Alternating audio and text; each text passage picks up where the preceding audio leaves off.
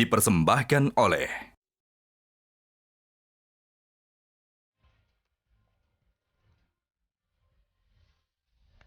pemirsa. Isu dua poros koalisi untuk Pilpres 2024 kembali mencuat. Padahal masa pendaftaran bakal Capres-Cawapres tinggal 27 hari lagi.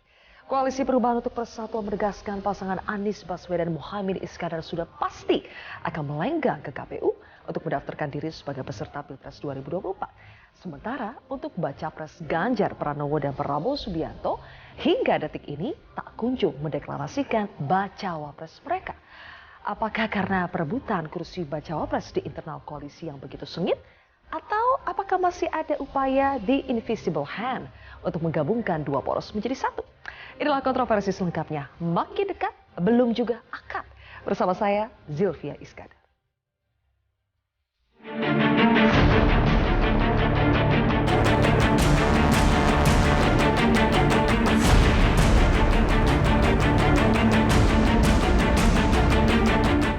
Belum tentu akan ada 3 poros. Bisa jadi 2 poros, kita tunggu nanti. Ini kan waktunya tinggal 1 bulan. 1 bulan saja. Dan calon-calonnya, partai-partainya itu saja. Hanya di situ saja apa kesulitannya untuk memutuskan.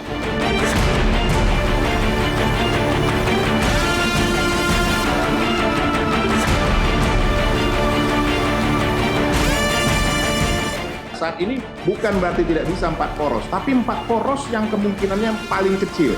Justru yang mungkin sekarang yang kurang lebih bisa seperti 3 poros, besarnya kemungkinannya adalah 2 poros.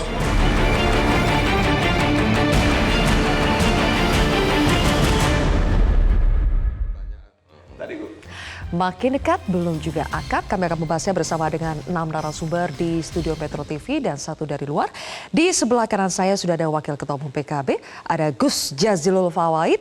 Kemudian ada Ketua DPP PD Perjuangan Eriko Sotarduga. Selanjutnya pengamat politik Adi Praitno. Kemudian di sebelah kiri saya ada Wakil Ketua Umum Partai Gerindra Ferry Juliantono.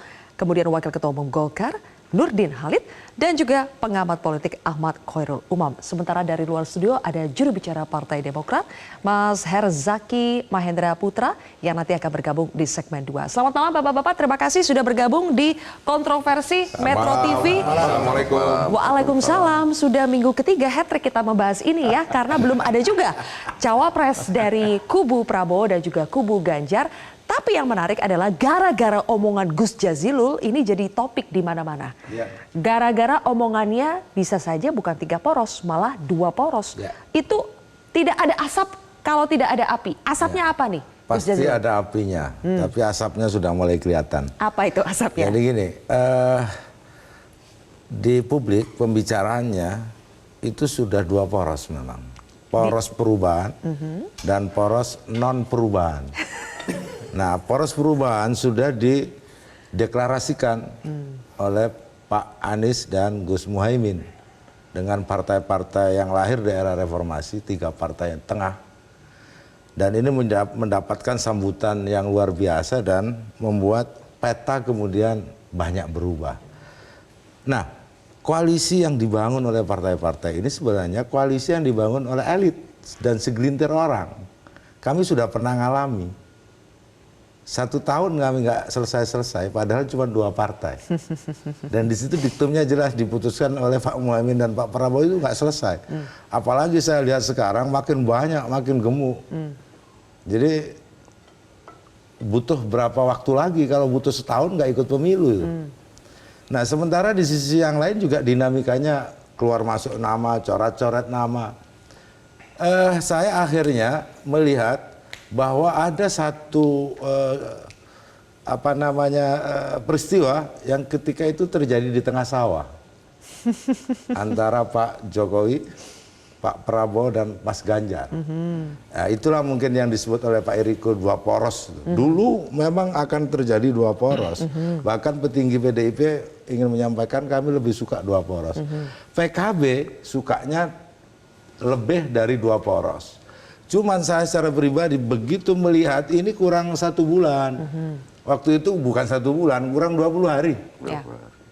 Akhirnya begitu kita sebut 2 poros, kemudian di DPR terjadi perubahan jadwal tuh. Jadi yang awalnya mau maju ke tanggal 10, mundur lagi ke tanggal 19. Ya. Mungkin saja seandainya ada kesempatan yang lain itu dimundurkan 1 tahun belum kelar. Oleh sebab itu, menurut saya akan terjadi kristalisasi ini nantinya karena memang di publik kemudian koalisi Amin ini dianggap menjadi pemecah kebukuan di koalisi yang lain sekaligus mengkristalkan di koalisi yang lain. Karena kemudian ini menjadi ukuran. Kalau misalkan ada pengamat, kalau tren suaranya, dan ini sudah terjadi, tren suaranya pasangan Amin itu terus menanjak dan yang lain menurun, nah itu terjadi apa yang saya sebut 2 poros. Pede banget ini ya. Kita tanya dulu ke Bang Ferry. Bang Ferry, benarkah karena deklarasi pasangan Amin, makanya peta politik berubah, bahkan muncul kembali ide untuk menduetkan Ganjar dengan Prabowo? Kalau PKB masuk ke koalisi yang baru ini kan sebenarnya memang membuat Partai Demokrat kemudian mengambil posisi untuk tidak bergabung dengan koalisi sebelumnya. Dan sekarang alhamdulillah malam ini Partai Demokrat resmi memutuskan untuk mendukung Pak Prabowo. Dan setelah ini baru kemudian kita bahas soal cawapres dan lain sebagainya, termasuk juga tim kampanye bersamanya. Kalau usulan tentang 2 pasang itu munculnya dari Mas Jazalul dan Mas Eriko. Jadi sebenarnya kita dalam posisi yang sebenarnya tidak punya background yang sama seperti yang tadi disampaikan Mas Jazalul, karena kondisinya sebenarnya tidak harus terlalu terburu-buru karena kan waktunya sekarang udah diputuskan DPR tanggal 19. Jadi ya cukup waktu sebenarnya. Masih cukup waktunya ya? Cukup lah. Ini kayak mau pemilu Desember aja ini kan. Cukup waktu apa? Cukup waktu untuk mencari cawapres Prabowo dari Koalisi Indonesia Maju kan atau cukup waktu untuk menggabungkan koalisinya Pak Prabowo dengan koalisi Ganjar? Saya nggak tahu idenya 2 pasang ini munculnya di latar belakangi dengan aspek apa, tapi kalau bagi kita koalisi yang sekarang Partai Gerindra, Golkar, PAN, Demokrat, PBB, DPSI, Gelora dan yang lain-lainnya itu sekarang kan malam ini baru kita ini kan dapat keputusan resmi. Oke, tapi bingung kenapa?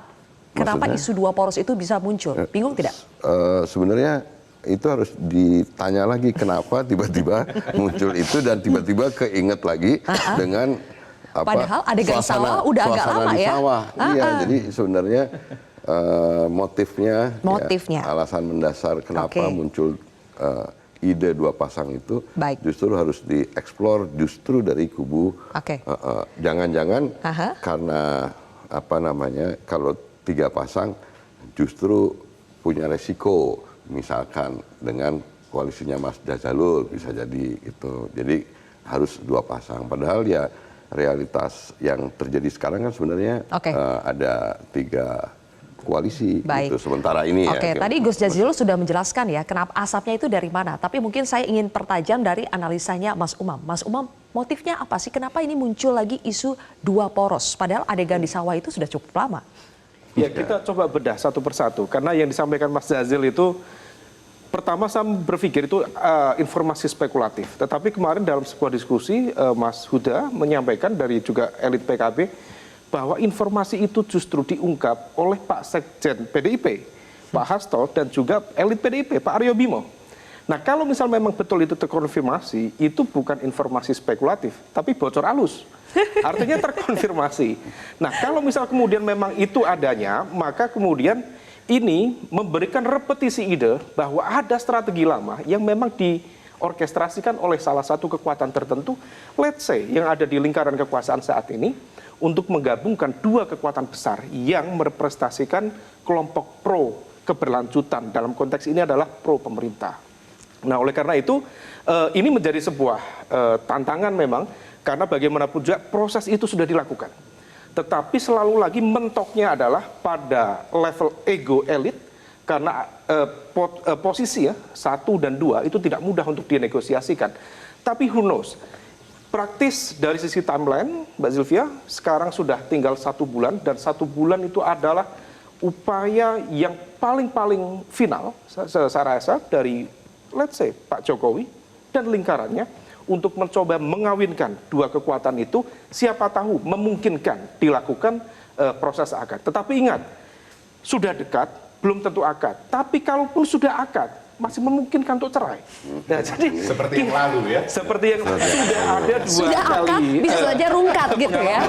oleh karena Dua pasangnya ini karena alasan apa? Oke. Nah, ini menjadi situasi yang memang penuh dengan ketidakpastian. Jadi kita dihadapkan pada sebuah political uncertainty yang memang ya situasinya seperti itu. Baik. Nah, akan tetapi kita berharap proses itu bisa segera diselesaikan Ya. dan 1 bulan kemudian kita bisa melihat poros yang final seperti apa dan hasil survei kita kemarin di bulan Juni sempat dulu diskusikan dengan Gus Jazil. Kalau misal kemudian poros pro perubahan berlawan dengan poros pro keberlanjutan, kalau let's say ini menjadi dua kubu kekuatan berbeda, Porosnya masih perubahan apa enggak ini banyak lagi. wallahu alam. Maka dari angka dari hasil temuan kita di kelompok pro keberlanjutan itu angka 60%, sementara pro perubahan itu di angka 40%. Nah, kalau misal demikian, maka coba cermati, barangkali Baik. Mas Jazil ini dari pesantren, ada dalam ilmu nahwu itu ada kaidah tentang apa namanya mafhum mukhalafah. Jadi pemahaman terbalik. Barangkali Mas Jazil menyampaikan itu sebagai sebuah leaking information, tetapi bukan itu yang ingin diungkap. Beliau ingin menyampaikan jangan sampai poros perubahan itu terjadi. Jadi ini bagian dari strategi PKB supaya kemudian dibongkar aja, diungkap supaya strategi dua poros tidak terjadi. Untuk apa? Kepentingan dan kemaslahatan kelompok pro. Oh, sengaja gitu ya. Gitu gak, Gus? Saya pikir Agak poros benar. Amin ini sudah mengkalkulasi semuanya. Dari semua hasil survei, seandainya terjadi 3 poros, itu di putaran kedua kita yang menang. Nah, dan seandainya terjadi 2 poros, pasti kita gunakan taktik yang lain, cara yang lain. Nah, namun sampai hari ini dari semua taktiknya survei itu tidak ada satu capres pun yang dominan. Oke. Tapi yang jelas ada satu pasangan yang sudah aman dan Yaitu solid. Amin. Nah gitu. Oke, ke Bang Eriko dulu. Iya. Ternyata bocor alusnya bukan hanya dari PKB, tapi dari elit PDI Perjuangan sendiri soal isu 2 poros. Benarkah seperti itu, Bang Eriko? Menurut saya Mbak Sylvia kenapa bocor? Saya menyampaikan paling dahulu kalau dari semua. Saya awal bulan Agustus menyampaikan bahwa ada kemungkinan 4, tapi yang terbesar sekarang 3 dan bukan tidak mungkin 2. Nah sekarang di awal bulan ini pada saat kita juga berdiskusi di sini juga kan sudah saya sampaikan juga bahwa kemungkinan sekarang 4 sudah sangat kecil, bukan tidak mungkin. Yang besar itu 3, tapi juga yang juga akan bisa mendominasi juga bisa 2 poros. Nah ini bukan tidak mungkin. Nah sebenarnya simpel saja bahwa dari hasil survei 82% itu menginginkan keberlanjutan dari program Bapak Presiden Joko Widodo. Jadi bukan program perubahan seperti itu. Jadi kalau saya menangkap apa yang disampaikan Gus Jazilul itu ya mungkin mau bergabung juga. Siapa yang bisa? Sekarang begini, Mbak Sil, saya kasih clue-nya ya. Saya bertanya 3-4 hari yang lalu bersama Mas Arief sama Pak Junimat Kirsang dari Komisi 2. Sebenarnya tanggal berapa nanti ini yang ini? Kan mau dipercepat seperti itu isunya. Oh, ketua kurang lebih tanggal 9 sampai 16. Bukan tanggal 19 sampai 25. Oh, saya pikir cocok setelah kami rakernas kan begitu. Nah, ternyata berubah jadi tanggal 19 sampai 25. Kalau dilihat ini sebulan lebih lagi Mas Hoirul Umam. Lebih dari sebulan. Lah ini sebenarnya siapa yang mau ini? Nah, jadi saya berpikirnya... Siapa memangnya yang mau, Bang Eriko? Loh, saya tidak tahu. Apa yang dibaca dari Saya dimundurin tidak tahu. lagi ke tanggal Tapi 19? saya pikir barangkali. Kan dulu saja yang sudah akad saja bisa Rungkat. bisa rukat, bisa gagal kan begitu kan. Nah mungkin apa Gus Jazilul ini sekarang menemukan jalan kebenaran kan begitu kan. Artinya bergabung dengan kami atau bergabung dengan apa namanya dari Gerindra kan boleh-boleh saja sehingga akhirnya tinggal 2 juga kan begitu kan. Digoda lagi tidak ada PKB. Nah, tapi Oke. artinya begini. Saya mau katakan di dalam dunia politik itu politik adalah seni segala kemungkinan, the art of possibilities. Bisa saja. Hanya ini kan kita juga harus jujur ya, saudaraku dari Gerindra bahwa memang masing-masing kan sudah mempunyai pasar yang kuat. Kalau kita lihat juga dari hasil survei, kurang lebih kedua-duanya sudah mulai mengarah ke 40%. Apakah bukan mungkin ini yang perubahan ini yang katakan tinggal 20, bahkan mungkin turun dari 20% ini, kecuali tadi surveinya Pak Panggi barangkali, ya mungkin barangkali berpikir, ya untuk apa juga, mendingan kami bergabung bersama poros yang namanya keberlanjutan. Isu kan baru lagi bisa saja kan. Baik, kalau kita berbicara soal politics is the art of possibility ya, Mas Adi. Possibility-nya itu, dua poros itu, Ganjar Prabowo atau justru PKB loncat lagi ke salah satu di antaranya. Tapi dijawab setelah jeda, Mas Adi, dan juga nanti saya tanya pendapatnya Bang Nurdin. Kita harus jeda terlebih dahulu, pemirsa. Kontroversi akan kembali sesaat lagi.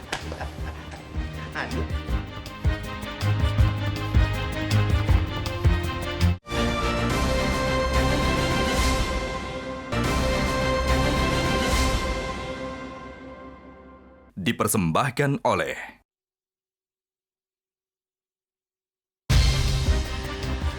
Mas Adi, kalau kita bicara kemungkinan, seberapa besar kemungkinan terjadinya dua poros, dan sebetulnya dua poros itu poros yang mana dengan yang mana? Kalau saya secara prinsip ya Mbak Zilvia, dua poros ini sangat mungkin terjadi kalau sang mastermind, invisible hand, Pak RT dan Pak RW ini yang kemudian mengendalikan segala-galanya. Kan ada kecenderungan partai politik ini kan diorkestrasikan oleh kekuatan besar itu secara umum ya. Kalau itu yang terjadi, maka dua poros ini, mau Ganjar Prabowo atau perubahan ini kemudian bubar jalan bergabung dengan Prabowo ataupun Ganjar, itu bisa terjadi. Itu secara prinsip ya, itu yang pertama. Yang kedua, kalau kita membaca dan mencoba untuk mendiagnosa persoalan dua poros ini kan sebenarnya lama sekali terjadi. Bahkan sebelum ada foto bersama antara Jokowi, Ganjar dan Prabowo ya. Kenapa asumsinya? Satu, karena ingin menghindari keterbelahan. Yang kedua, katanya ingin menghemat anggaran. Yang ketiga, biar satu putaran.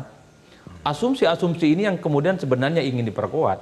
Saya membayangkan dua poros ini terjadi kalau terjadi perkawinan antara Ganjar dan Prabowo Subianto. Lawannya adalah poros perubahan. Kan itu yang dibayangkan. Kenapa kalau itu terjadi? Bisa dipastikan tidur saja Ganjar sama Prabowo ini bisa menang dalam Pilpres.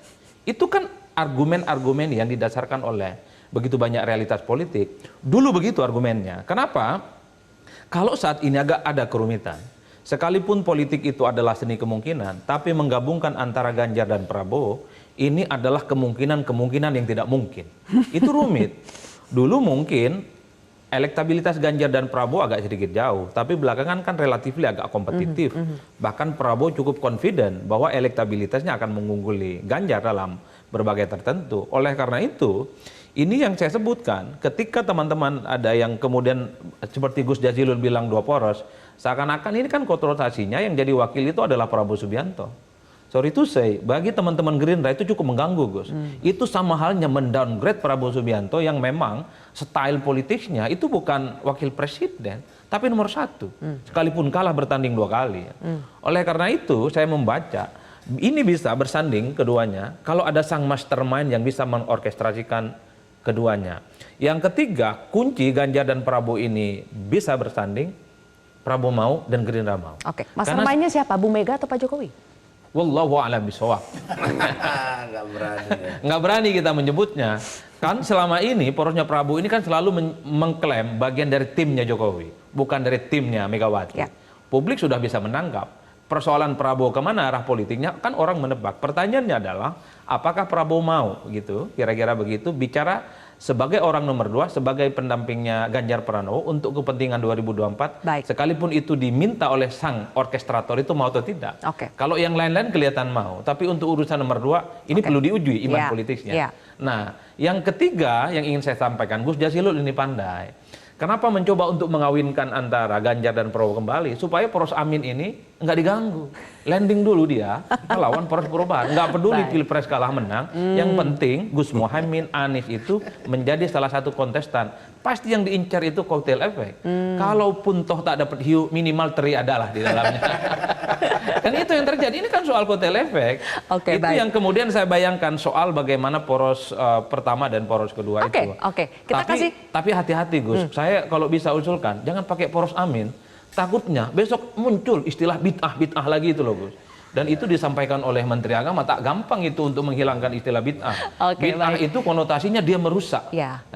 dan tidak membangkitkan semangat dari teman-teman Amin itu. Oke, sebelum kita masuk ke situ ya, saya tanya dulu ke Bang Nurdin. Bang Nurdin, tentu ini bukan hanya keputusan dari Pak Prabowo seorang kalau misalnya mau dilanjutkan lagi soal ide Ganjar Prabowo.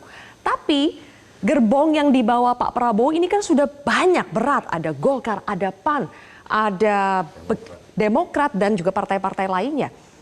Golkar memangnya mau jadi dua poros? Kalau kita lihat realitas politik ya, tidak ada alasan objektif maupun subjektif untuk Prabowo mau bergabung dengan dia nomor 2. Itu sama sekali, sekalipun politik itu segala kemungkinan bisa terjadi. Tapi kalau ini, kemungkinan yang tidak mungkin terjadi. Gitu. Dengan tadi, ini sudah koalisi Indonesia Maju sangat solid, dengan kehadiran Demokrat juga malam ini, itu akan menambah kekuatan, dan semakin mensugesti spirit baru, kekuatan yang luar biasa untuk koalisi Indonesia Maju. Jadi kalau ada orang yang sekarang mewacanakan, bukan beliau ini, kalau beliau ini kan hanya komentar di luar aja itu. Hentikanlah itu. Kenapa? Karena gini, kalau kita lihat secara survei juga ya, kehendak rakyat itu 3 poros. Itu kehendak rakyat. Dari awal dan sejak tahun lalu saya termasuk orang yang selalu mengatakan kedaulatan di tangan rakyat. Kedaulatan bukan di tangan partai-partai, bukan di tangan elit. Oleh karena itu, karena kedaulatan di tangan rakyat, maka berilah ruang gerak, berilah alternatif beberapa politik kepada rakyat untuk menentukan pemimpinnya. Maka saya tidak pernah setuju 2 poros. Nah, kalau tanya Partai Golkar, mungkin kita bisa mempertimbangkan kalau Pak Prabowo calon presiden. Itu bisa kita pertimbangkan karena memang Golkar sudah mencalonkan. Syarat kalau mau 2 poros ya, presidennya harus tetap Prabowo. Ya, itu Golkar pertimbangkan karena memang kita sudah mendeklir Pak Prabowo. Tapi kalau jadi nomor 2, saya tegaskan bahwa tidak ada alasan subjektif untuk Pak Prabowo terima jadi orang nomor 2. Dan partai Pak Golkar juga akan mempertimbangkan karena kita sudah mendeklarasikan Prabowo sebagai calon presiden, bukan calon wakil presiden. Dan belum tentu juga PDIP mau kalau Prabowo nomor 1, Ganjar nomor 2, belum tentu. Itu realitas politik dan saya yakin bahwa kalau Pak Adi tadi mengatakan ada mastermind apa dan sebagainya, dia perlu mempertimbangkan juga untuk kepentingan bangsa, kepentingan rakyat, bukan kepentingan efisiensi, bukan kepentingan efisiensi lah kalau alasannya efisiensi, tapi kepentingan bangsa dan negara di mana aspirasi rakyat itu menghendaki 3 poros. Itu survei-survei beliau ini. Nah kan itu. Oke, baik. Nanti kita akan lanjutkan lagi, Bapak-Bapak. Nanti akan ada Mas Herzaki dari Demokrat yang bergabung. Baru saja deklarasi yang besar-besaran begitu ya. Setelah mengumumkan mendukung Prabowo Subianto. Apa sebetulnya kepentingan Demokrat untuk bergabung bersama dengan Koalisi Indonesia Maju? Kita akan bahas usai jeda.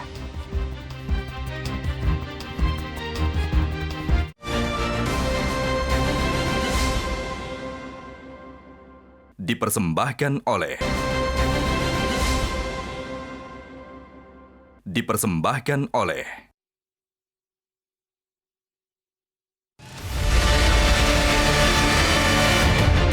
mengenai wakil presiden, kita juga sudah sepakat kita akan terus menggodok sesuai dengan tradisi adat kita, musyawarah mufakat. Sampai hari ini belum, masih semua digodok. Ini ada Pak Sekjen, ini Pak Sekjen gitu. Beliau ini yang hari ini intent, saya juga ikut komunikasi. Jadi kami semua berembuk dan tentu kami sedang berbincang masalah itu. Sabar.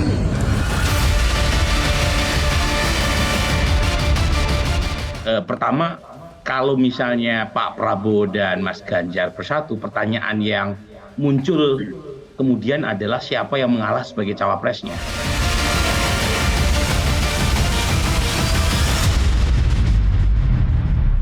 Kami lanjutkan kembali kontroversi. Pemirsa, sudah bergabung juru bicara Partai Demokrat, Mas Herzaki Mahendra Putra. Mas Zaki, selamat malam. Ya, selamat malam. Baik, Mas Zaki, akhirnya Demokrat berlabuh ke koalisi Indonesia Maju ya, akhirnya lagi-lagi mendukung Pak Prabowo. Pertanyaannya, setelah Demokrat mendukung Prabowo, malah muncul isu bahwa bisa terjadi 2 poros, dan poros itu adalah penggabungan antara Koalisi Indonesia Maju dengan koalisinya Ganjar. Pendapat Demokrat seperti apa?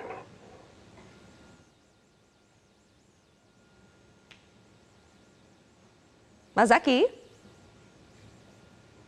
Nge-freeze, oke, baik. Mas Zaki, kita perbaiki dulu Sudah bisa sambungan dengan Mas Zaki? Karena pun kalau kami sudah, oke. Diulangi lagi Mas Zaki karena tadi nge-freeze. Boleh diulang lagi? Oke, ya, mohon maaf. Ya kalau dari kami Demokrat silakan saja, namanya kalau ada aspirasi, harapan, misalnya dari 3 koalisi menjadi 2 koalisi itu kan sah-sah saja. Yang jelas kebutuhan kami untuk bergabung dengan teman-teman panjang juga gitu ya. Nah, banyak hal yang menjadi pertimbangan, yang pasti kami juga sebenarnya senang sekali dengan Pak Eriko dan teman-teman di PDIP. Ya, juga banyak kecocokan, tetapi setelah menelusuri berbagai pilihan, akhirnya kami harus memutuskan. Dan ini kan merupakan masukan juga dari kader-kader kami, konstituen kami, dan juga masyarakat gitu. Jadi hari ini kami memutuskan untuk bergabung dengan Pak Prabowo. Jadi kita melihat dan langkah ke depan. Kalau kami malah meyakini begini ya, saya agak takut gitu kalau bicara mengenai 2 pasangan itu takutnya satir gitu, ya kan? Satir karena melihat Pak Prabowo surveinya 34 sampai 36%, Pak Ganjar itu surveinya juga 34 bahkan sampai 38%. Jadi kalau dikali 2 itu total udah mau 80% gitu. Jadi apakah maksudnya itu sekarang pertarungan 2 pasangan ini tinggal Pak Prabowo dan Pak Ganjar? Saya melihatnya kok malah jadi ke arah situ ya. Kalau kami tetap berharap Gus Jazilul tetap semangat memperjuangkan pasangan calonnya. Ayo kita bertarung, kita jadikanlah Pilpres ini tetap bisa 3 pasangan. Kalaupun nanti misalnya Mbak Jazilul nggak beruntung di putaran pertama, kami siap dari Demokrat pasti akan ngobrol sama Pak Prabowo, sama teman-teman Golkar dan PAN. Ayo kita ajak nih teman-teman PKB, teman-teman lain ya, yang misalnya tidak masuk ke putaran kedua untuk bergabung gitu. Karena bagaimanapun bagi kami ini kekuatan bangsa gitu ya. Katakanlah kalah di putaran pertama bukan berarti lalu jangan diajak, jangan begini, enggak. Kita ini kan harus kolaborasi, sinergi membangun bangsa. Tantangan tidak mudah ke depannya gitu ya. Kalau kami melihatnya seperti itu. Dan perlu juga kita bicara, aduh Pak Prabowo belum ada wakil. Masalah wakil di Pak Prabowo ini hal yang sederhana gitu ya. Tunggu saja nanti di pendaftaran. Kami kok di Pak Prabowo tidak akan istilahnya itu tidak perlu terburu-buru juga karena survei udah tinggi gitu. Kalau di sebelumnya kan kami meminta agar jelas pasangan calon, agar jelas tim ses, karena ketinggalan surveinya jauh sekali gitu. Nah, sedangkan kok sekarang ini kan malah Pak Prabowo kan banyak survei yang bilang nomor 1. Saya nggak tahu Mas Adi, Mas secara umum Pak Prabowo ini nomor 1 apa nomor 2 gitu, tapi setahu saya di atas 34% terus, angka yang minimal untuk bisa lulus ke putaran kedua. Nah, mari kita berjuang sama-sama, jadikan demokrasi kita indah. 3 pasangan calon menurut kami sebisa mungkin dijadikan Gus Jazilul. Jangan sampai hanya 2 pasangan calon, sebisa mungkin kita 3, jadi fight-nya tuh enak ya di putaran 1. Nanti putaran kedua mungkin ya udah pasti kalau putaran kedua itu pasti tinggal 2 pasangan calon gitu. Baik, di sini Gus Jazilul sudah tertawa-tertawa mendengar Mas Zaki. Mas Zaki sepertinya sudah menyemangati PKB kalau misalnya tidak lolos ke putaran kedua. Tolong Mas Zaki aminkan ya, mudah-mudahan Koalisi Indonesia Maju segera dapat pasangan. Amin gitu Mas Zaki. Jadi jangan terlalu jauh berfantasi ke putaran kedua atau menyelesaikan untuk cari presiden dan calon wakil presiden saja nggak mampu. Dan itu sudah dulu kami lakukan Mas Zaki di koalisi itu. Setahun ya, hampir setahun Mas. Nah oleh sebab itu kalau misalkan patokannya survei, memang dari dulu surveinya tinggi, tapi kan trennya menurun. Nah sekarang ditambah lagi dengan gemuknya koalisi ini, itu untuk menentukan siapa cawapresnya itu butuh 2 tahun mungkin Pak Zaki.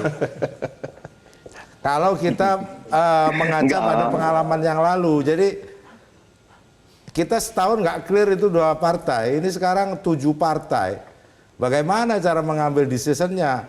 Makanya kata Pak Adi Prayitno tadi mungkin ada mastermind-nya baru bisa tuh. Bang Nurdin? Waktu 2 partai itu memang sulit memutuskan karena pilihannya tidak banyak. Sekarang ini tidak sulit. Kenapa? Pilihannya banyak. Sekarang kok aneh? Sudah aneh gimana cara logikanya ini? Kalau dulu sulit karena memang pilihannya terbatas itu. Kalau dulu bukan memilih, memutuskan. Kalau sekarang memilih. Sekarang memilih. Memilih pilihannya banyak sekali, hanya faktor momentum. Nah, insya Allah waktu tidak terlalu lama, Pak Prabowo akan memutuskan. Kapan itu? Saya doakan supaya cepat. Ya paling lambat akhir tahun ini. Akhir bulan September ini itu paling lambat Koalisi Indonesia Maju sudah akan ada pasangan, supaya ini koalisi Indonesia Maju juga seluruh fungsionaris partai dari semua koalisi itu akan bergerak dinamis untuk menangkan Pak Prabowo. Pak Erlangga wapresnya. Terima kasih itu amin kalau itu. Ini dari tadi mendoakan supaya disambut dengan amin. Itu maksudnya. Sudah, jadi kita menyambut semoga dijabah oleh Allah Subhanahu wa taala. Koalisi ini memilih Pak Erlangga sebagai Wapres. Tapi itu doa yang jebakan sebenarnya. Kalau Prabowo dengan Pak Erlangga sangat gampang dilawan oleh Anies dan Muhaimin. Itu kalkulasi politiknya. Tapi survei membuktikan. Jadi Gus Jazilul ini apapun statementnya ke Bang Nurdin jangan diaminkan semua. Itu jebakan statement. Hanya khusus untuk Pak Erlangga jadi calon wakil presiden. Itu kita aminkan itu. Dan survei membuktikan kalau Pak Prabowo pasangan Pak Erlangga itu mengalahkan Anies, mengalahkan Ganjar. Itu survei LSI. Yang saya dulu ikut membahasnya itu. Oke, baik. Bang Ferry, benarkah dulu ketika pilihannya cuma satu, sulit memutuskan? Sekarang pilihannya banyak, Pak Prabowo kan mudah memutuskan. Waktu itu kan masih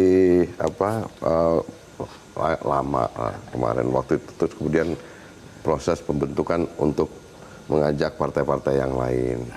Nah, masih dalam tahap itu kemudian tiba-tiba ada PKB bergabung dengan koalisi yang lain gitu. Jadi sebenarnya tahapnya ya semua masih tartil sesuai dengan jadwal yang memang sudah direncanakan dari sejak awal. Jadi dan PKB yang tidak sabar? Masuk partai.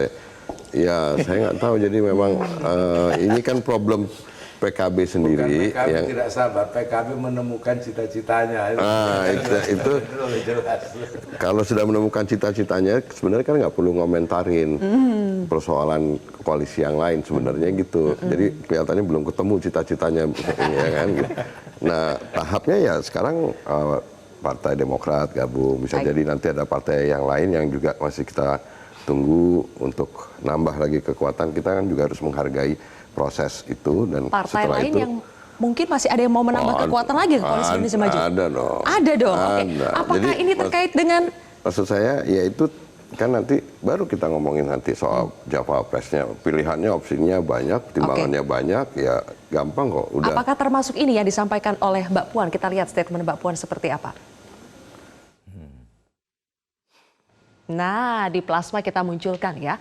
Puan Maharani bicara peluang Ganjar mengalah jadi bakal cawapres Prabowo. Kita lihat 1 bulan ini. Ini sudah nggak bahaya Bang Eriko? Yes. Why? Nggak bahaya begini? Loh, jawaban Mbak Puan kan jelas. Kita lihat 1 bulan ini. Tadi saya sudah sampaikan di awal bahwa ini menarik. Bahwa tadinya mau diputuskan tanggal 9 sampai 16, loh kenapa diundur lagi jadi tanggal 19 sampai 25? Kan ini ada berarti pihak-pihak yang memang menginginkan ini lebih panjang lagi untuk bisa menjadikan ini menjadi 2 calon, 2 poros. Dan Mbak Puan menyambut hal ini sangat wajar kalau menurut kami. Memang saya sudah dari awal sampaikan 1 bulan ini sampai ini perkembangannya luar biasa. Nanti tunggu Mbak Sylvia 1-2 minggu ini apa yang akan terjadi. Saya mau dikasih kode nih. Saya mau kasih satu clue bahwa ada bisa juga terkait dengan aturan main, aturan hukum. Kita kan tidak tahu. Aturan main, aturan hukum. Bisa saja. Apa putusan MK? Saya nggak tahu. Nanti kan biar aja waktu yang menjawab, kan bisa saja aturan ini. Hukum itu kasus hukum. Kasus hukum? Saya tidak tahu. Nah itu kan dari Mas Hoirul Umam yang menduga-duganya. Tapi katanya ngasih clue. Katanya tadi Bang Eriko mau ngasih clue. Aturan main, aturan hukum kan bisa saja ada yang terjadi pada waktu-waktu dekat ini. Kita tunggu saja. Oke, Mas Umam, kalau membaca dari statement ini, tanda-tanda alam apa yang mungkin terjadi? Kalau misalnya kita cermati sikap dari PDIP yang direpresentasikan oleh Mbak Puan, sebenarnya ini menegaskan ada upaya negosiasi ulang. Dan kenapa kemudian proses negosiasi itu masih dilakukan? Ya, ada sesuatu yang belum selesai. Dan kalau misalnya kita cermati, coba kita setback kembali. Kalau misal kita cermati elemen kekuatan besar yang mencoba untuk mengawinkan ini, let's say Pak Jokowi. Karena bagaimanapun juga, kalau misal kita tadi kembali ke apa yang terjadi pertemuan di tengah sawah, di Kebumen gitu. Yang kalau itu direpresentasikan, keinginan PDIP harusnya narasi yang terbangun waktu itu adalah Ganjar Prabowo. Fakta menegaskan, let's say kita kembali ke social network analysis, yang menguat waktu itu adalah Prabowo Ganjar. Dan itu adalah manifestasi dari aspirasi kekuasaan di lingkaran kepresidenan. Nah, oleh karena itu rasanya ini masih mencoba untuk melakukan negosiasi ulang. Who knows? Mungkin terkait dengan informasi tadi, mungkin Pak Jokowi sudah mengantongi berbagai macam data intelijen yang bisa kemudian mencoba untuk menegosiasikan ulang PDIP untuk kemudian berubah strategi atau seperti apa. Karena fakta politik per hari ini, Mbak, sangat berbeda dengan situasi ketika dulu, let's say 3-4 bulan yang lalu. Di mana dulu betul-betul PDIP cukup powerful. Tetapi realitas polar pembentukan kutub koalisi per hari ini, sorry to say, memang PDIP berada pada satu peringkat yang mungkin tidak sesuai dengan ekspektasi. Pak Prabowo, meskipun tadi dikatakan gemuk, tetapi fakta di atas kertas, dia mengantongi 45% suara. Kemudian diikuti koalisi perubahan, Anies Muhaimin dengan kekuatan sekitar 29% suara. Kemudian PDIP dengan P3, 25% suara. Kalau situasi ini kemudian berkembang, lalu kemudian let's say yang kalah di atas kertas adalah Anies Muhaimin, maka besar kemungkinan kita lakukan peta ulang, maka tidak ada ideological resistance bagi elemen-elemen partai di dalam Muhaimin dan Anies ini untuk bergabung ke Prabowo Subianto. Jika kemudian itu terjadi, maka PDIP berpotensi kalah di level Pilpres dan juga Pileg. Nah, supaya kemudian ini tidak menjadi beban bagi Pak Jokowi, apalagi beliau adalah petugas partai dari PDIP, maka tanggung jawab moral dalam konteks ini adalah kembali meletakkan basis negosiasi antara PDIP dengan Gerindra itu sendiri. Baik, Mas Adi, jadi mungkinkah PDIP mengalah membiarkan Ganjar menjadi orang kedua?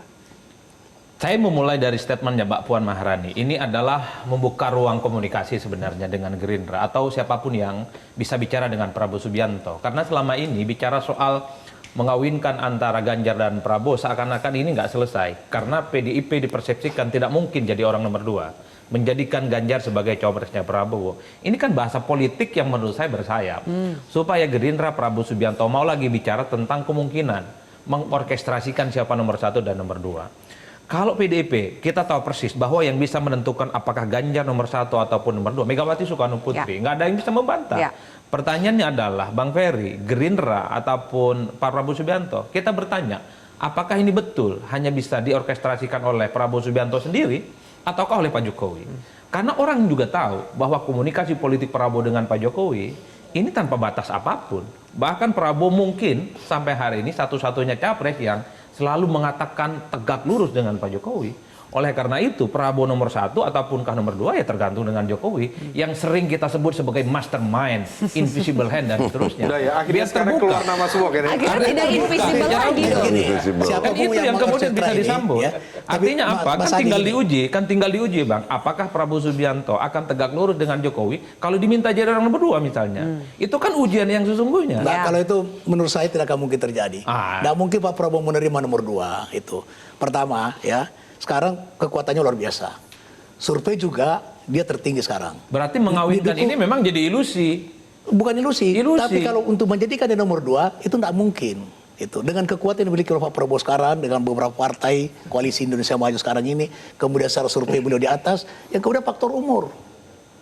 Beliau tidak ada kesempatan, bukan tidak kesempatan, tapi sulit kesempatan untuk berikutnya untuk menjadi calon presiden. Ngapain sekarang terima jadi calon wakil presiden? Kesempatan Prabowo untuk calon presiden kali ini. 5 tahun akan datang mungkin sudah sulit beliau menjadi calon presiden. Oleh karena itu secara objektif tidak ada alasan untuk Pak Prabowo terima nomor 2. Makanya diminta oleh Pak Jokowi, meskipun diminta oleh Pak Jokowi seandainya. Meskipun menurut saya diminta oleh Pak Jokowi. Dan saya yakin Pak Jokowi tidak akan mungkin meminta itu. Berarti tegak lurusnya Prabowo ke Jokowi separuh-separuh. Tegak lurus dalam hal keberlanjutan pembangunan yang direncanakan oleh Pak Jokowi. Dan saya yakin Pak Jokowi tidak mungkin meminta Pak Prabowo dengan karakteristik Pak Prabowo sekarang ini, dengan kondisi kontestasi politik yang ada dari atas politik, menurut saya Pak Jokowi tidak sampai hati meminta Pak Prabowo nomor 2. Oke, tapi Pak Jokowi meminta supaya PKB mendukung Prabowo dengan Erik katanya, kata Gus Yusuf. Benar itu, Gus Jazilul? Ya saya tidak menyaksikan itu ya, karena itu kan kejadiannya di ruang tertutup. Saya pikir yang disebut mastermind, saya pikir ya bisa saja itu benar, tapi saya nggak ingin mengomentari itu. Biarlah apa yang sudah terjadi kita anggap sebagai bagian yang kita harus evaluasi dan pelajari. Nah, hari ini kita fokus untuk memenangkan Amin. Dan alhamdulillah di setiap masjid semua mengaminkan. Alhamdulillah hampir semua masjid. Utamanya pas sholat maghrib, isya dan subuh. Oke. Ya, Bang Eriko kenapa? Saya mau sampaikan ini. Jadi ini menarik. Menarik apa yang disampaikan Mas Adi Premo maupun juga Mas Hoirul Umam. Ini kejadian ini persis seperti 2014. Dan menurut saya ini bukan suatu kejadian yang kebetulan. Di 2014 juga seperti itu. Kami di dalam posisi yang sangat dikeroyok. Jadi begini, saya mau ingatkan, PDI Perjuangan ini sudah terbentuk dengan segala proses yang pahit, yang berdarah-darah di tahun 98, 99. Jadi bagi kami, saya harus jujur menyampaikan, nanti boleh ditanyakan ke semua kader PDI Perjuangan. Sebenarnya kondisi ini sangat menguntungkan, jujur saja. Kondisi yang mana? Saat ini, artinya begini. Belum ada bacawa presnya? Itu sebenarnya di 2019 juga diputuskan pada akhir, tidak ada masalah dalam hal itu. Itu hal yang biasa. Nah, tapi apa? Bahwa dijepit dari segala hal. Nah, saya tidak tahu apakah Bapak Presiden Joko Widodo sebagai kader utama partai, saya berbeda dengan Mas Hoirul Umam, memang menghendaki hal ini, bisa saja kan, bahwa PDI Perjuangan memang harus dikeroyok bersama bersama kerjasamanya, dan ini nanti yang mengakibatkan, kalau mau jujur ini kita sekarang membahas secara data, hasil survei membuktikan Mas Ganjar rebound loh. Itu nyata. Sekarang selisihnya, selisihnya Bang, sekarang sudah jauh di bawah, cuma tinggal 1%. Dan saya yakin, ini kalau di survei akhir bulannya atau awal bulan depan, pasti sudah melampaui. Kenapa saya mau sampaikan begitu? Karena memang masyarakat melihat. Dengan melihat itu maka tidak mungkin Pak Ganjar mau nomor 2 kan? Loh, saya mau sampaikan bahwa itu hasil keputusan Kongres yang dijalankan oleh Ibu Mega. Abang juga sudah tahu itu. Mas Adi bisa Kongres dengan artinya begini, bahwa hal ini hal yang sangat wajar. Nanti apakah akan muncul tetap 3 poros atau 2, bisa saja. Mengenai siapa yang ini, kalau kami yakin dengan kerjasama kami survive dalam hal ini. Dan persis ini seperti 2014. Ini menarik ini nanti kita lihat. Betulkah persis, karena tadi ada clue soal aturan hukum, aturan itu mungkin bisa lagi terjadi kejutan lagi di sisa kurang dari 1 bulan ini. Kita akan bahas lebih jauh pemirsa, usai kontroversi. Usai jeda berikut ini.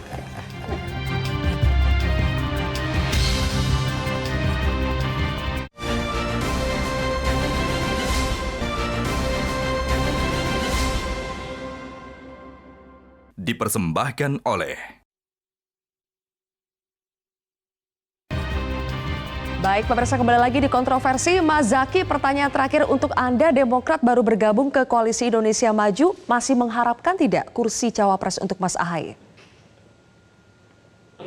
Dari ketika di koalisi sebelumnya, kami tidak pernah mengharapkan, tapi kami justru yang diminta dan sudah dibuktikan dengan berbagai data dan fakta, lebih dari 5 kali. Itu satu hal ya, ini kami ingin sampaikan. Yang kedua, kalau untuk Koalisi Indonesia Maju ini sudah tegas dan jelas di awal, kami inginnya Pak Prabowo menang.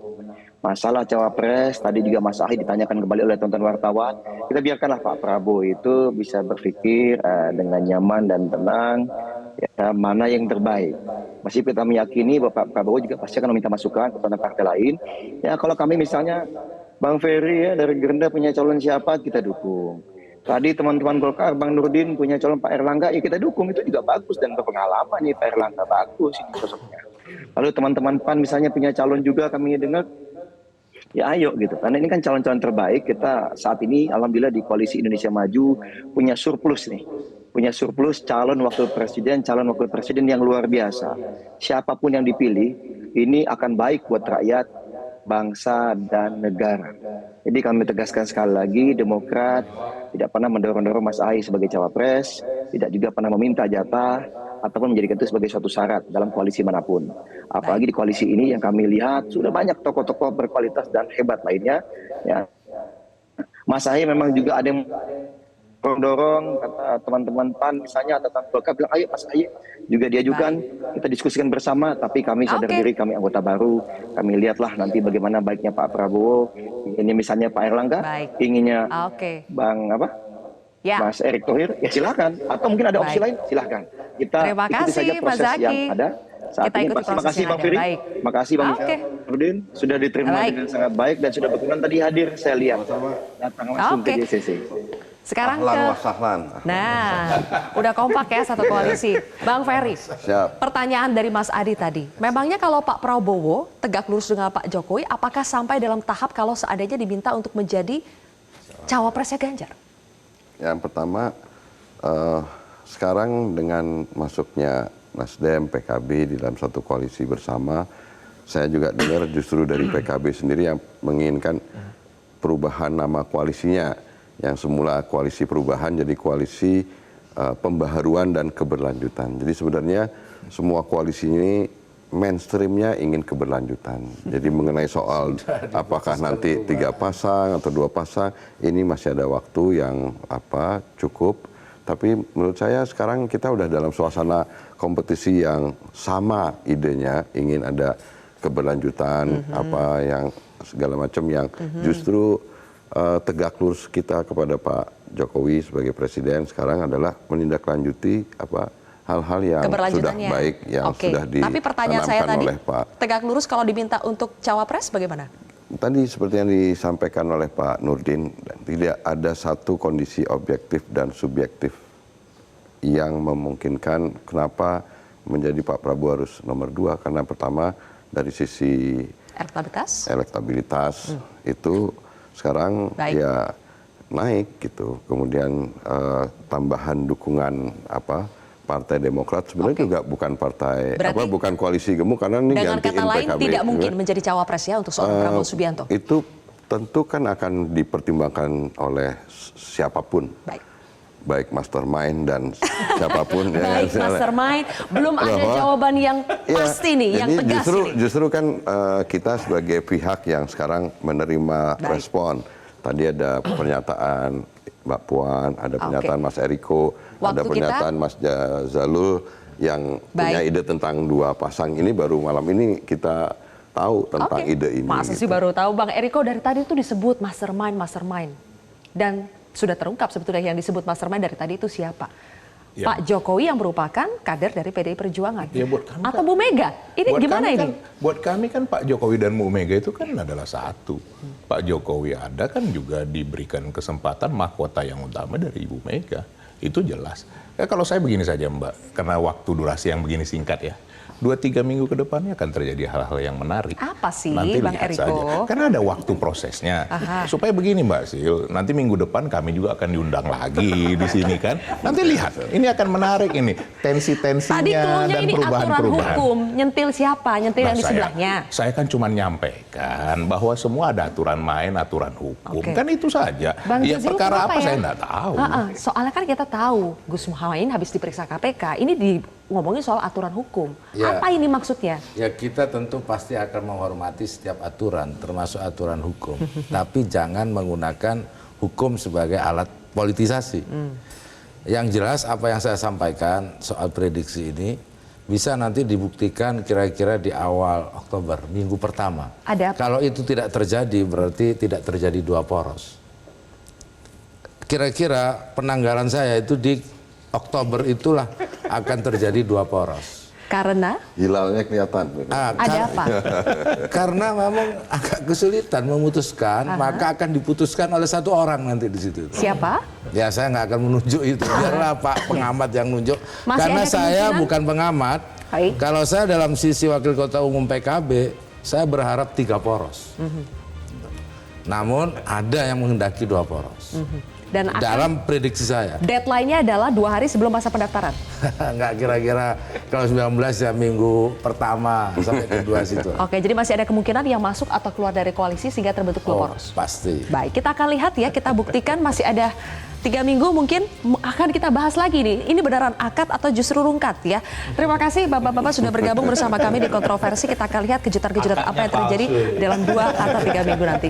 Saya Zilvia Iskandar pamit undur diri. Sampai jumpa.